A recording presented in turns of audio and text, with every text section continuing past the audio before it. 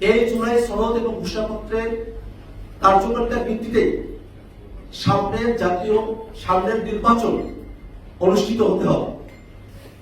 একই সাথে ঐক্যমত্য কমিশনের জুলাই সনদ কার্যকরের পন্থা হিসেবে রাজনৈতিক দলগুলোর সঙ্গে আলোচনার কথা বলা হয়েছে। আমরা দেশবাসীর কাছে এর পূর্বে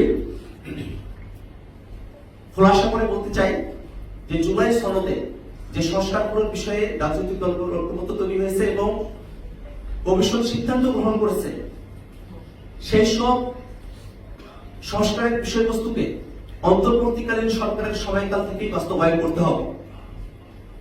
লিগাল ফ্রেমওয়ার্ক অর্ডার এরকম করে এটাকে কার্যকর করতে হবে এবং এই জুলাই সনদ এবং ঘোষণাপত্রের কার্যকারিতার ভিত্তিতে সামনের নির্বাচন অনুষ্ঠিত হতে হবে।